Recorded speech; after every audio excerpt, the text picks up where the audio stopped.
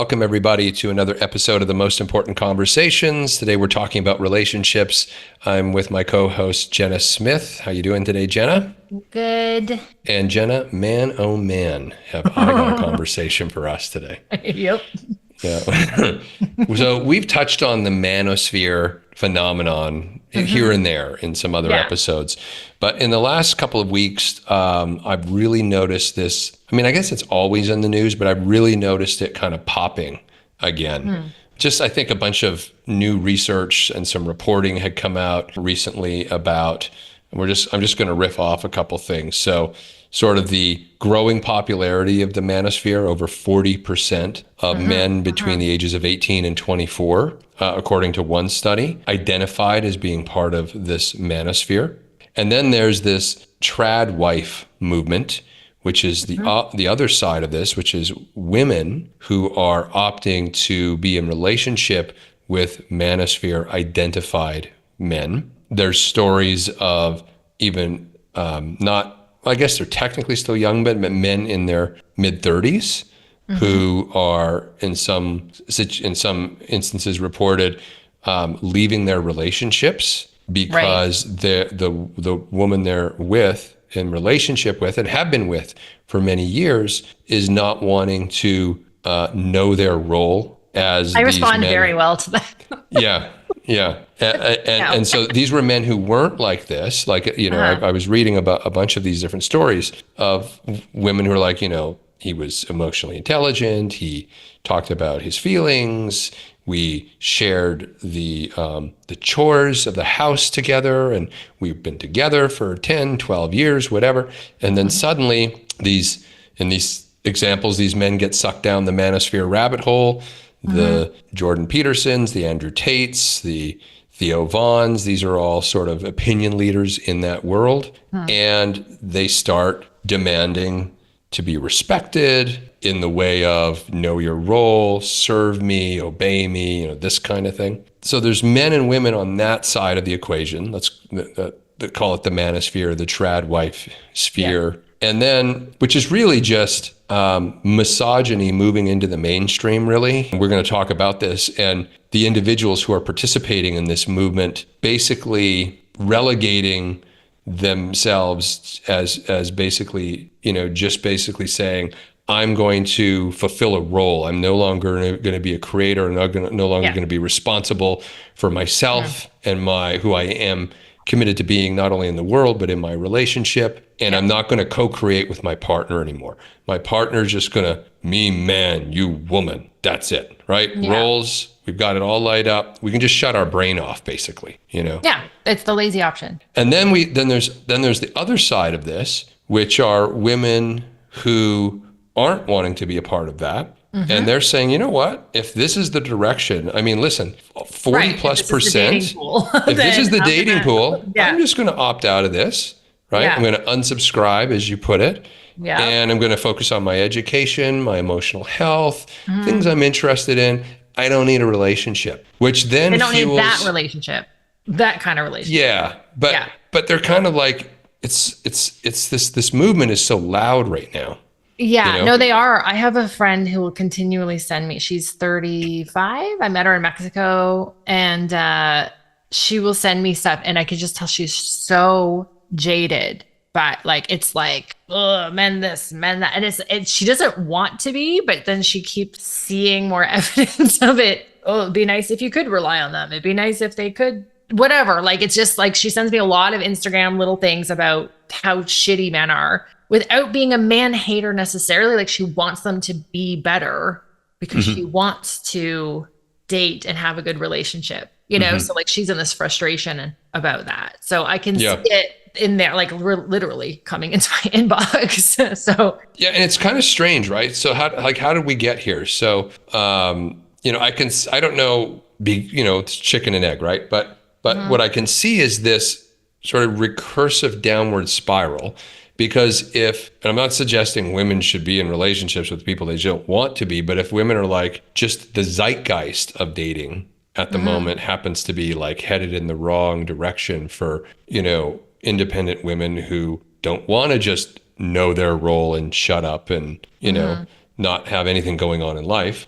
So them not being in relationship then, or not feeling compelled to actively look for one and kind of just, handle their own interests and the things that are, exciting them about life. Well, then you have this group of incels, the involuntary celibate. It's like, well, I can't find, I heard last week something called the 80-20, that 80% of the women are only interested in 20% of the men. Right? And so that means 80% of the men are involuntarily celibate. And then they fall into the manosphere well. It's like the lottery. It's like they keep buying the ticket hoping they're going to get that $1 million and be the alpha. Like, it's really fascinating psychologically. So there's so many layers to this, but it is that we can't sort of ignore this thing, because I don't think that it's, and I don't know what to do about it either, but we can't ignore it, because this is going to affect the culture. In a dramatic way. I mean, anyone who's been a fan of The Handmaid's Tale, okay, that is one version of reality that the manosphere could lead to. Just saying. So what are your thoughts on all that? Well, we had just done a pre-show about all of it. So the part about the not wanting, like, to co-create with each other, to not be whole people together, was kind of where my brain went with that. I'm like, okay, well, I can see the trad wife traditional. I can see it in my own clients, the women who have it all together, who did the things, who are smart, who are ambitious, but they're like exhausted. Like, I don't want to do it all. I don't, like, they're just like, what the F? Like, they don't want to be that independent. They just were like, I'll do it myself. I'll do it myself. I'll do it myself. So my point is, I can see the allure of just opting out from the treadmill, the hedonic treadmill of society, and being like, if this is my option, no, thank you. Like, that's the limitation, though. It's like, if these are my options, if life is a convenience store, and it's like back in the day where women could only be like a nurse or a teacher or this, like, if they're like, oh, be successful or chill and the dude will do it. It's the same psychological phenomenon as like the guy having this role that's one dimensional, that doesn't have to think and doesn't have to become who he really is spiritually. There's no soul in any of this. No, this is the antithesis of the ontological work that we advocate for. Or even not, like, I mean, it's ontological from the philosophical perspective, of course, and just natural, like evolution, just nature evolving and wanting to become its fullest expression.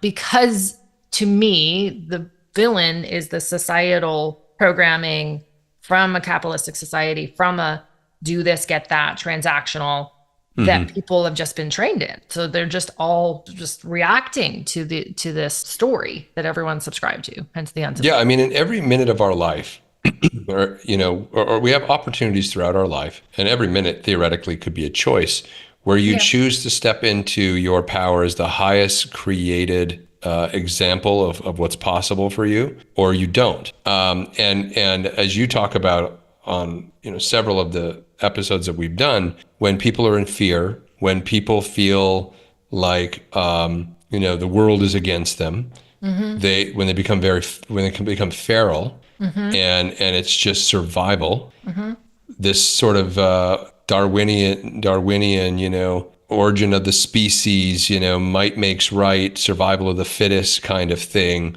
is what you're left with, this very binary thing. You're either stronger than me or you're not, and that determines who wins. And you're on an island by yourself. That's a way of being that could work, right? That you could find your way into. That's interesting you brought that up. I mean, maybe a lot of these men and women, so the people who enter the manosphere and the women who say no thank you, maybe they both feel like they're on islands, like there's no bridge to connect them. Everybody thinks they're on an island. Like, the biggest problem I see now more than ever is aloneness. And what screamed out to me when we were talking about the manosphere stuff was identity, like the desire for an identity that isn't prescription given to them by the man that's, okay, now I'm the awakened man, and now I'm the one who does half the chores, but they're still not them. They're still doing things they're supposed to do. So this like lack of authentic, I see both. Like, they don't know that's the problem. Usually they'll blame something else symptomatic, like, oh, it is my husband, or it is this, or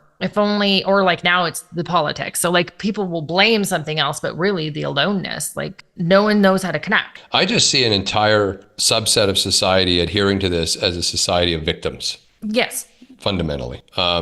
It's someone convenient. else's fault. Yeah, it's someone else's fault that I'm like this. I have no power. And so therefore, I'm going to exert the only form of power I feel I'm left with, which is dominance and belittling of anything and anyone that isn't, that's in my way. Yeah. So like, again, back to feral, anything from survival is going to desire control, even ourselves, right? Like, oh, I'm worried, I'm scared. I desire to know the outcome. So there's overthinking and overplanning, et cetera. So like, this is just playing out on a bigger scale, control. Why is this important? Because people like you in your profession are eventually going to have these people knocking on your door. They may be in their 20s and 30s right now. I do not think they would come to me. Well, I'm just saying they're going to go to someone for psychology, psychotherapy. There's going to be a breakdown. This is not a sustainable thing. Hey, we've been here before. And so what was it, do you think, like, at the turn of the last century, you could argue that this is kind of how we organize society. And women decided, hey, I want to vote. Hey, I would like to have a say. Hey, I would like to do something that's more than, and nothing wrong with being a teacher or nurse, but most women were kind of pigeonholed into, okay, you want to work? We have 2 jobs for you. Choose one. Like there wasn't a lot of options. Yeah, or secretary, 3 jobs. And maybe when the airlines were invented, you could be a stewardess. You right? could clean, you could cook, you could. Yeah, but you didn't have a lot of options. No. And, there weren't women engineers and women they were doctors. Extreme outliers. Like I think they did extreme outliers popping out in the 60s out of necessity or out of, the Second World War is what changed everything. Right, exactly. Men had to go fight a war. There was no one left to do anything. And so women were brought in to basically fulfill all the jobs that men did. And then there was this sort of awakening moment. It's like, hey, we can do this. Why aren't we? Or we're allowed. Or we're allowed to. And we're never going back. When you bring the men back, we're not quitting. So now we're going backwards. And just to add to that, there's a lot of men that don't want that to be the case, obviously. But just to throw that out there, like it isn't like men versus women. It's a structure versus full potential. So it's like, I think that, I don't know. I think with social media and international awareness, like the internet. So now we're like post-internet world. So it's like, okay, I'm going to go move to Portugal. Like none of that shit. Like, I mean, I think there'd be more of a propensity to be like, where else should I go? I mean, I see this with a lot of Americans right now. They're like, oh, I've been researching how to move to like they've been asking me questions about being a Canadian. Oh yeah, the visa things are real more than ever. Even the first time so and so was voted in, But it's like I don't think I feel like it's an opportunity for people to wake up even more. But the problem is there's too much survival problems. There's too much fear. There's too much uncertainty that people are being driven into a fear mindset, not a creative mindset. So that's the problem with this. It's like, well, I guess I'll just do this. I guess I'll do the victim. It's easier. But anyway, I talked in a circle. I'm like, I can't see it like going to The Handmaid's Tale per se. Well, you've heard of Elon Musk's village that he's created in Austin, Texas? I have not. What is this village? Okay. So not apparently, we know that he has at least, and that's the key word here, at least 14 kids with 5 women. Okay. But they think it could be like as high as 50 because he's not disclosing all of it. They all have to sign NDAs or they don't get payments. And he's advocating for all of his baby mamas to basically move to a town, I'm going to call it a town, that he's creating for his legion of children and women. I'm just saying, a little Handmaid's Tale-ish happening here. Yeah, but they have to opt in. At the moment. In this case. It always starts with you get to choose. Right. Well, it did in The Handmaid's Tale. It was like the structure started to impose. You can't have a bank account. You can't. Yeah. And now off they go. which they're starting to do in the States, right? There's like, you need your marriage certificate to do something or whatever. Yeah, they're in some states they're starting to regulate, women being able to go to court. Like crazy stuff is starting to kind of just drip in.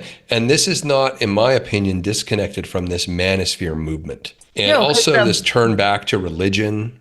Yeah, that part, because I think people desire safety, certainty, control. Yeah. And so the current global reality we see is very out of control. And so then it's like they're selling us, not you and I, any independent thinker will be like, but selling people the solution to the problem they're creating, which isn't, but and it's a simple solution. Just follow the rules. Yes. Right? Exactly. Yeah. Right. Oh, here's the way. So now go ahead.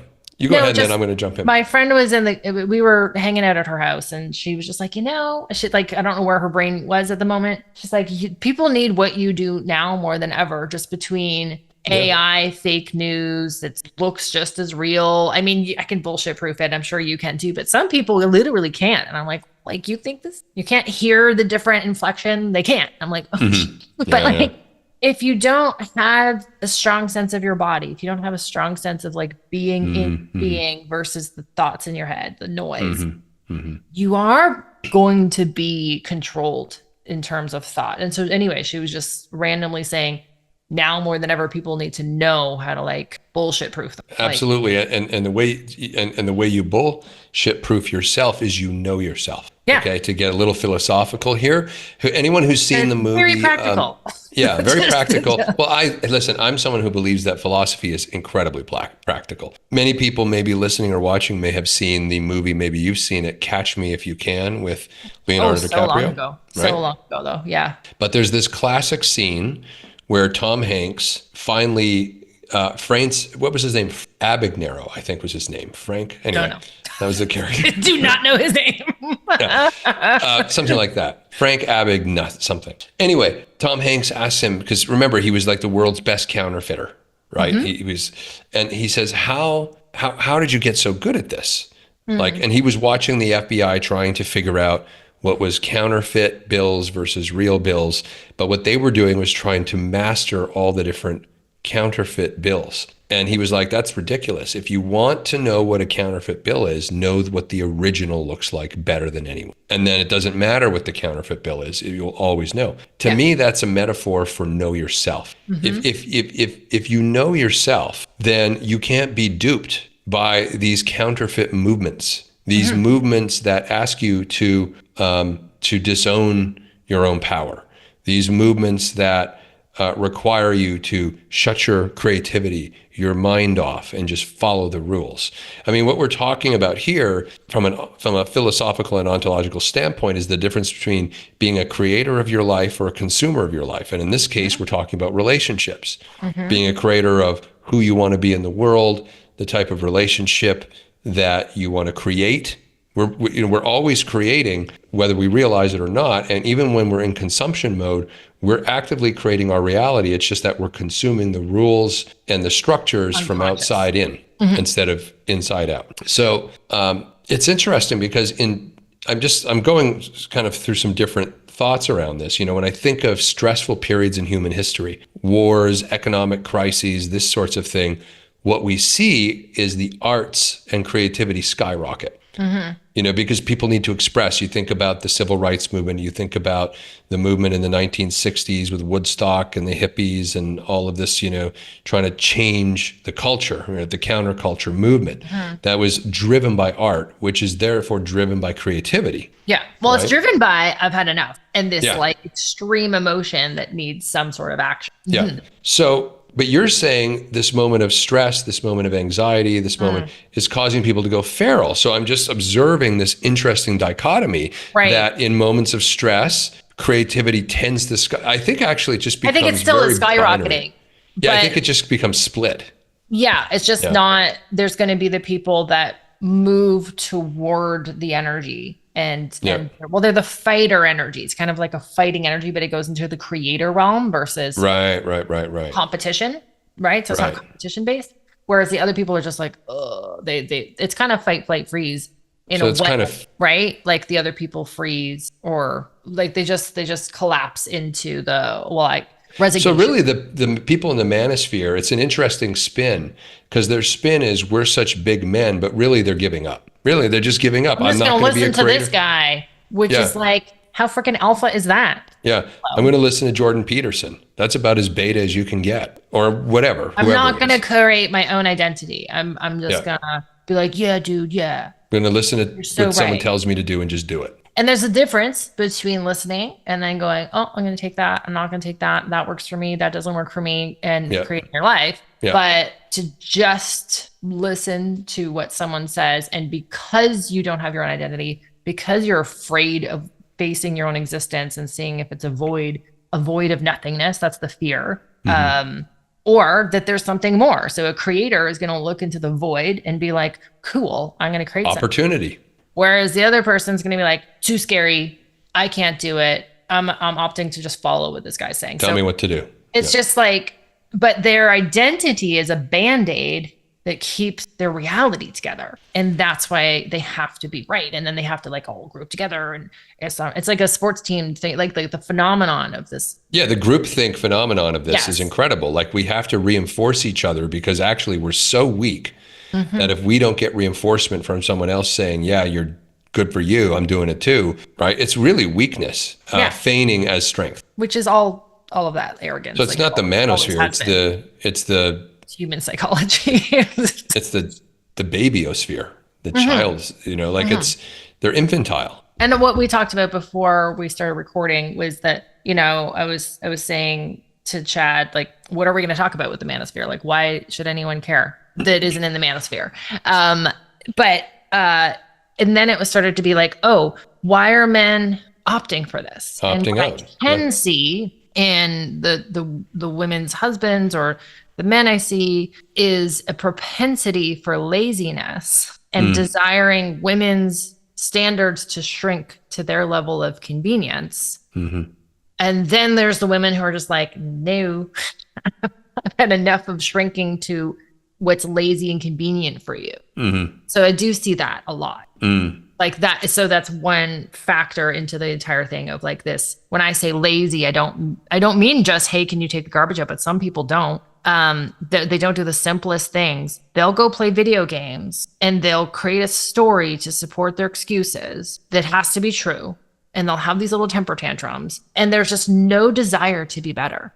Whereas I think the potential of relationship, male, female, however people identify, but like this energy of rising up, not you're not good enough, not you're not good enough. It's heard as you're not good enough, but you're never good enough. You're always evolving and rising up and evolving and rising up. So like, get over it. You're good enough. Assume that, for this moment, and there'll be a new moment you'll have to rise to. Yeah. And then rise, right? Yeah. Stop defending your weaknesses. And so I do see men defending their weaknesses. I came up with a mantra for myself back in 2010. And it's been my mantra ever since. And it's be the reason for someone's rise, not the excuse for their fall, right?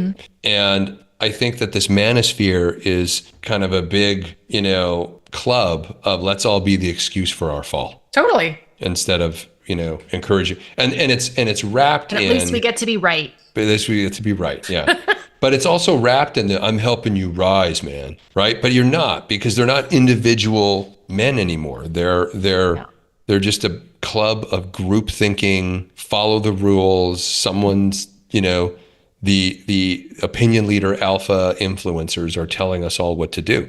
And this is just having a massive impact on women, I think, who are then going to say, well, screw that then. I'm going to go focus on my education. I'm going to focus on my health. I'm going to focus on travel. I'm going to go, I don't need a relationship. Just extremely discerning. And I do see even with myself dating, people are like, oh, why are you, I'm seeing somebody right now, but like, why are you single? You're so this and that or whatever. And it's like, exactly.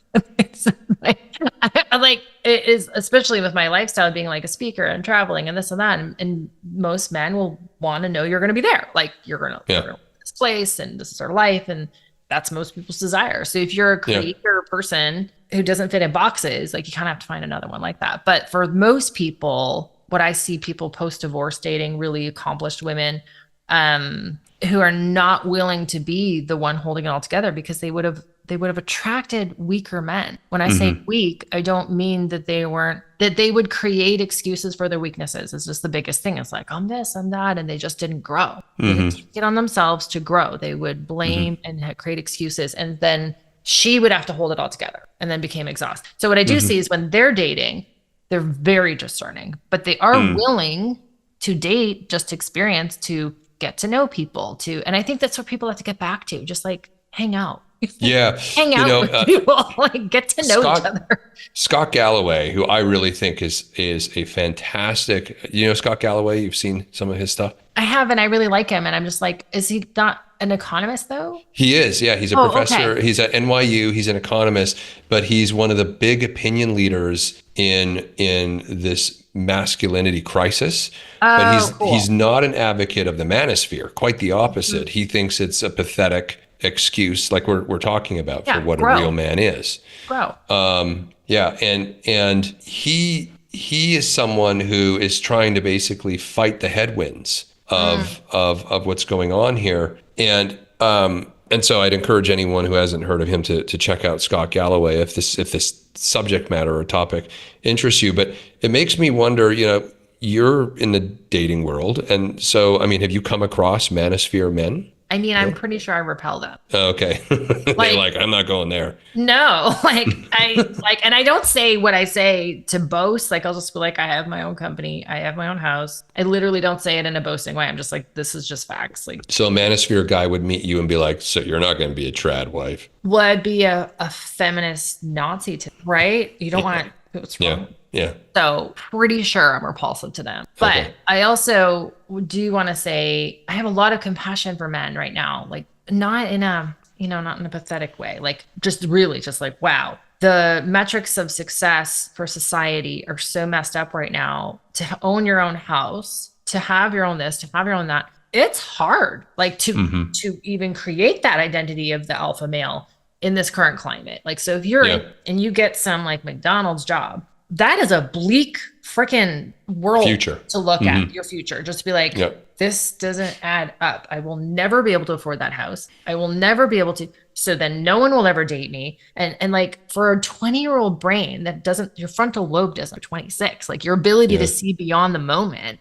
of your current circumstances doesn't fully form until you're 26. So someone comes along and says, hey, you're not broken, but in like a gross way, in like a cultish way. But that is enticing. I'm not alone. I'm not broken. There's a bunch of us together. Like, I get it. I get the water of that creates for somebody who's thirsty. And so for dating, it's like, I could just see the noise in these guys' heads, like the young guys, of feeling really, really broken by who they think they should be. The option to be a creator isn't, So I'm just saying, like, I mean, I can say, oh, you're a weakling making excuses for your weaknesses. But at the same time, I'm like, it's rough. I put this whole thing at the feet of social media. This whole phenomenon. Societal bullshittery. Like, I mean, that's the villain. Because when I was that age, which was a long time ago now, in the mid 90s. What do you mean, Chad? Yeah. It's been 30 years since I was 18. And we didn't have social media. And, we didn't walk to and from school uphill both directions, for the record, as the saying goes. I wasn't thinking about this stuff. I mean, I would get up and I was like hanging out with my friends, and I had a job and I was going to school, and I had really, they say ignorance is bliss. And I think there was a certain blindness that I had about what was going on in the rest of society. And so I never felt connected or disconnected. I had my community, the people I saw, hung out with, and everything was fine.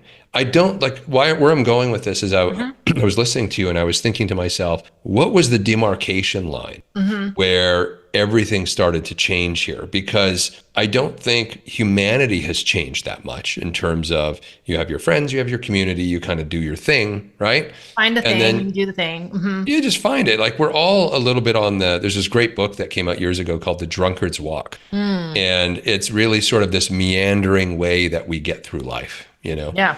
And that success is never a straight line. And it's only retrospectively, 2020 behind the scenes that we go, oh yeah, I see the line, but you didn't see the line when you were looking ahead. Nope. So these men you're talking about who are, graduating high school, they get a job at McDonald's. What is the thing they're watching or listening to that's showing them a false line of what their life is going to look like? Because I never had that. Right. But then there was the societal metrics of do the thing, get the thing, like go to school, get the job, get the wife, make the kids. Yeah, you had signposts. The house. There's definitely like, if you do this, you'll get that. The majority of my clients come from where they're like, I did the things. Where's my cookie? Like, but like with happiness and fulfillment. And like, and now I'm divorced and what the heck? But, that was at least simple. You can go, all right, all I got to do is get to university. All I got to do, and then I'm going to get the job. And then that all blew up where it's like university doesn't equal job anymore. It's even worse now because job doesn't even equal you're going to keep this job with AI. Exactly. So everything's changed so dramatically beyond that like trajectory that like, at least it was such a clear, and then to your point about your community and like what anthropologically, like we're meant to be know about 150 max thousand information about our surroundings. And so we're just blowing out our brains thinking about the globe. It's like information cocaine. Craziness. It's like you can't help but feel helpless. And be like, well, what's the point? I guess it's join the Manosphere. Yeah. But when you can like go for a walk. Now this isn't for everybody because if they're so in their mind all the time, their nervous system's ramped up like to actually re-get presence to some version of like not noise, just a little bit to just be like, okay, what else? What else is possible? What else could life look? What would life look like for me? It's just our whole conversation today is about people reacting to feeling helpless, essentially, and alone. And we're not meant to. Where the source of power is. Well, because like the source of power can't be from without. If it is, you're always relegated to being a victim, always. Because even when things are working for you, you're still in a victim position. Because at the moment that stops, you're the victim. If you really want to be powerful, you have to create that from within. Well, you just already are that, and you need to hone it. Yeah. And so when people, it's like when I'm singing, when I just looked at the world of fame versus success, like as a musician, like writing songs that make you feel like an authentic artist, all of this kind of stuff. But if you base your art on, oh my God, that was really, everybody loved it. Oh no, everybody, like if you're just always beholden to the opinions, you're never really going to be an artist. And so an athlete or an artist or certain life trajectories will force you to look at this and go, oh, I can't rely on that smile or that applause. Because it's like, it's there and then it's not there. And I'm on this roller coaster if I'm choosing that, or I'm here and failure isn't bad and growth is always good. I'm always whole and complete. And so that's missing. That narrative for life is missing. The whole and complete narrative. I mean, people are kind of finding it with some self-help, some Instagram posts, but it's like, it isn't an option. I still think they're just like, oh, that's nice. And now I got to go do this. I think from a really big historical macro perspective, we're seeing this sort of 100-year cycle. Not that it happens all the time, but we're in a cycle where I think we're returning, but it's very clumsy and messy and broken in the way we're returning because there's no sort of by design intention. Returning to a desire to reconnect to each other in a communal sense. I think the Manosphere is a broken way of trying to build community. Yeah, I do too. Right? And it's a really, instead of being so critical about it, like I can see the need for it, and I can see, I can see the appeal for the women who want to do the trad wife thing. They have a role in them. And that feels really important to people. They matter. That they matter.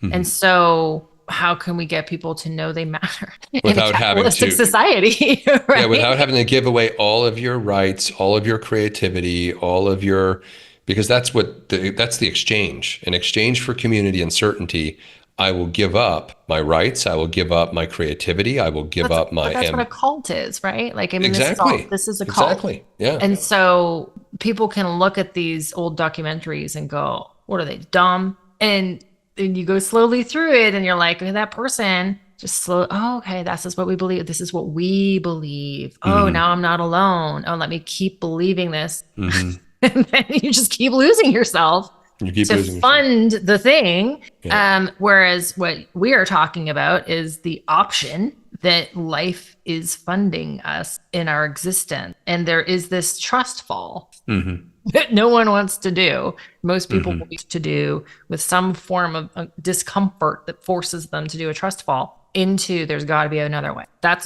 most people, most probably that come to me, they're like, there's got to be another way. I've tried this and this and this, or even been doing the philosophy and I've been doing the self-help and they're still not in dominion with themselves, with their presence, because it's not from the mind. You can't get there. No, it can't be. It can't be. Ramana Maharshi said, you can never find the true self in the mind. You'll only find it in the heart. And this is where you have to get it. You get embodied into your being. And that's why, like with our whole life architecture program, it's community based. We know that community matters. And people working out their stuff with other people working out their stuff is incredibly therapeutic for people. And they're really reluctant to do it. So when I go from one-on-one to my pods, so I'll have like one-on-one, do the transformation, and then they keep going. We keep tuning up. They're really reluctant to feel safe in a group, to feel like they can be their authentic selves, to do what we do one-on-one in a group. But then when they do, they're like, oh, I'm not alone. Mm-hmm. Interesting. I wouldn't have seen it that way through like the reality of reality like is the mirror consciousness, is the I'm going to see something in you, the instead of projection and control and judgment. Now you have, I didn't see it that way before. Yeah. Now it becomes cool. Now it's a playground energy versus control. And it's a war zone that people are thinking life is. They think they have to defend their identity to feel relevant. And so anyway, this conversation is really about identity, right? Like who are you really? And how it leads to all kinds of breakdowns, economic breakdowns, family breakdowns, mental breakdowns. Yeah. And then they end up in people's, psychotherapists' offices going, what happened to my life? Yeah. And then from a relationship perspective, I do also see people will be like, when will the other thing I didn't say was like, we're in a convenience culture, the convenience food, the convenience that like, if it's hard, I don't want to do it. Now, the blissful thing of if it's hard, I don't want to do it is the intelligence of yourself not having you be in this reality for the rest of your life where you're only doing hard work and you're not listening to your body, you're not listening to your true self. But like hard work, when you know who you are and you know you're on the right track, builds your character. And there's so when you say like, oh, what are the pieces that have contributed to this? It's also that the convenience culture. Yeah, no one's getting their water and chopping their wood unless they're like going to these man camps that are actually kind of better, like chop your wood, reconnect. I really support those movements actually, because they're like, work for it. Like Stretch the power yourself. of working. There's like something, Michael Easter or something, where he wrote his whole book about making yourself intentionally uncomfortable. But like, I think that's tricky because people will make themselves uncomfortable by losing themselves all the time, but really in the name of growth. But that's not like people want to go to 7-Eleven and get the thing and not have, and not pay more than whatever, because now they like, oh, why would I pay $15 for this high quality food when I can get it for $2? So I just think there's so much of that convenience. Oh, why would I get this really good quality thing when I can get the $2? That also strips people away from their true nature. That leads them to have these convenience lives. I think I'll just do this role. Don't 7-Eleven your life. No, don't discount. Don't be a discount store. You're better than that. That's now what this show is called. We went a lot of different directions, but I think just to sum it up for everyone as we wrap here, I mean, it's important to talk about these things because they're all around us, and they're affecting your individual choices. They're affecting your beliefs about what's possible. In the case of relationships, they're affecting your perception that there are men and or women out there who are what's the word I'm looking for? Who are in alignment with you, who are interested in you, who you could be in relationship with. I mean, I think there's a narrative that's feeding the manosphere that women are bad and women don't want men and women hate men. And this is a narrative. This isn't the truth. But if you're in your early 20s or early 30s, and this is the only, it's about your media diet. It's really about what are you letting into your head, and responsibility as a creator and having the freedom that comes with being a creator begins with your information diet. What are you consuming and letting into your head? Are you being intentional about this? And I think a lot of people it's really just giving up and then joining the group. It's like when in Rome, do as the Romans do, that kind of thing. So, so I guess the in closing, the invitation to people listening and watching today is don't avoid the discomfort, don't avoid the effort of creating yourself for what's really possible and who you can really be. Don't just go join the club of easy and a victim just because it scratches an itch right now, because it will be a thing in society. Or because it solves the pain. It solves the pain temporarily with a Band-Aid. That's what most people are going to have, this like gnawing pain, and that makes it go away. You got to lean into I actually think the best thing that any of these men, and for that matter, women who are being sucked into any of these movements, is get off social media for 3 months or a month or something, like some period of time. Go to Vipassana retreat. Yeah, and just feel yourself. Stop letting all of these other people's ideas, as we're talking about a podcast. So you're invited to no longer listen and watch this as you go on a retreat for yourself for 2 or 3 or 4 weeks or whatever it's going to be, and rediscover yourself and realize that you're not in as bad a situation as the zeitgeist of what you're listening to would have you believe. Yeah, which becomes noise in your head. And then when eventually you can kind of start to, this is what you're going to have to trust. If you don't know what this is like, you're going to just have to trust that something's there when you get still, and then explore that more. And then, as you start to create a connection to that, the good news is it starts to work towards you. Like, you come across, it might be information, but now it's like, I was just thinking about that. Now you're on that book. And that's that drunken wander of like living a congruent creator life, where you think you're supposed to go this way, you get an inspired idea. Oh, but now it goes this way, and now it goes this way, now it goes this way. So the desire for control is going to kill off your ability to create and your ability to participate with the life today and where it's bringing you today. And so many people don't know how to listen and act on something they can't see where it's all going to go. But how we got here was like the random drunken thing. Oh, I guess I'll be a personal trainer if I'm not going to be a singer. Oh, I guess I'll take this psychotherapy class. Oh, I guess I'll be a fitness model. Like that.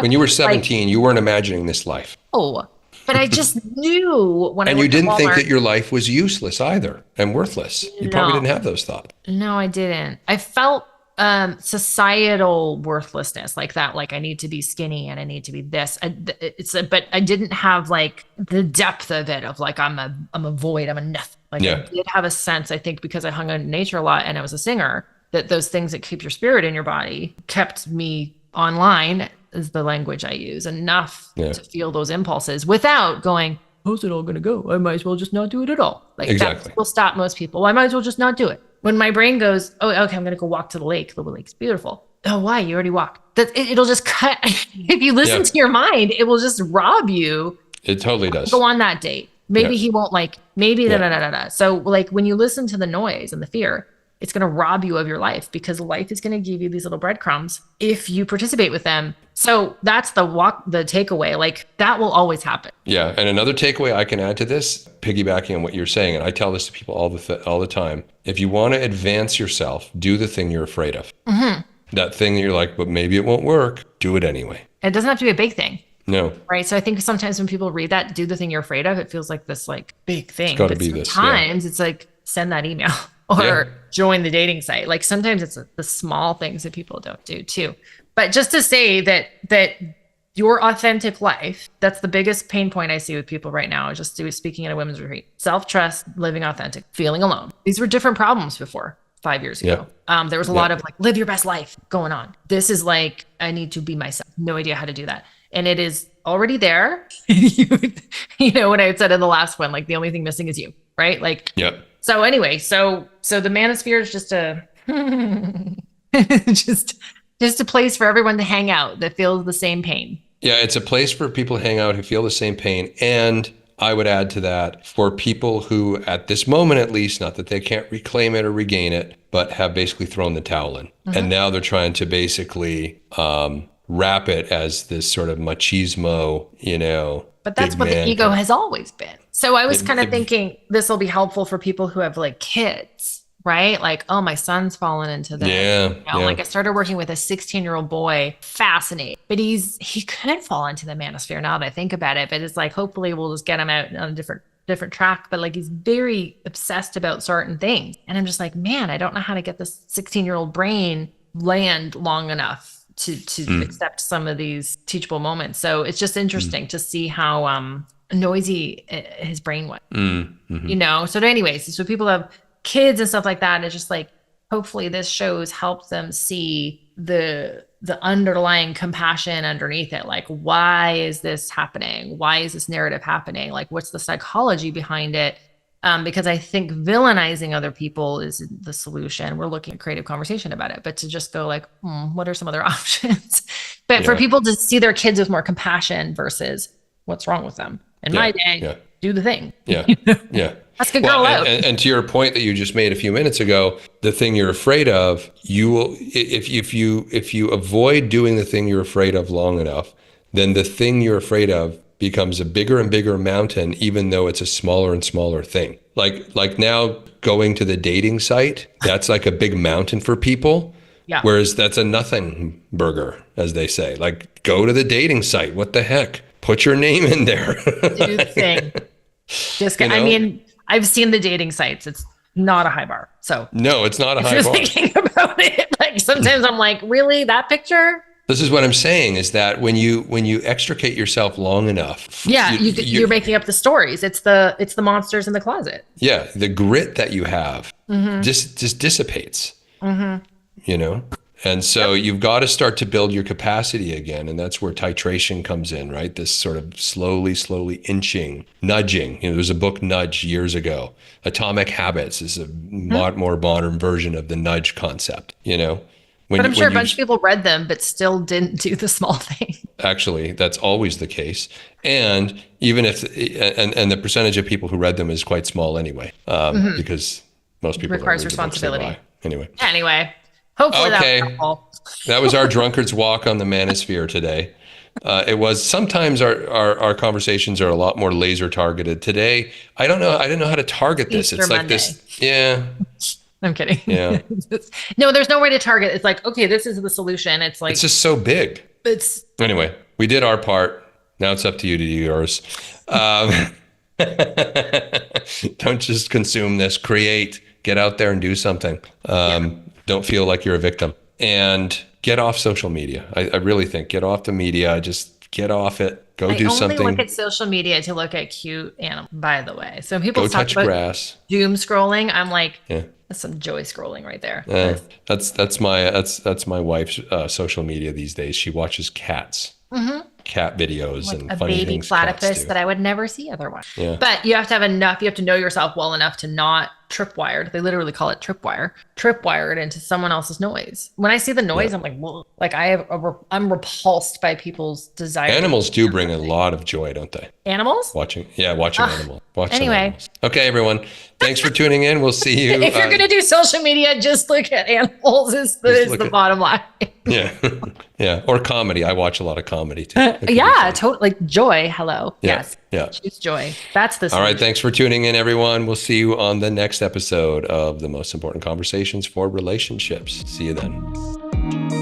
That concludes this episode of The Most Important Conversations. This in-depth conversation could set you on the path to self-improvement, which is essential if you want to be an effective leader and take meaningful action in your life. If you enjoyed this episode and want more of these stimulating discussions, you can find them at tmicglobal.com. Remember, the world is at a crossroads right now. You can't afford to waste this opportunity to take charge of your life, build meaningful relationships with others, and co-create a brighter tomorrow. Thank you for listening. See you on the next one.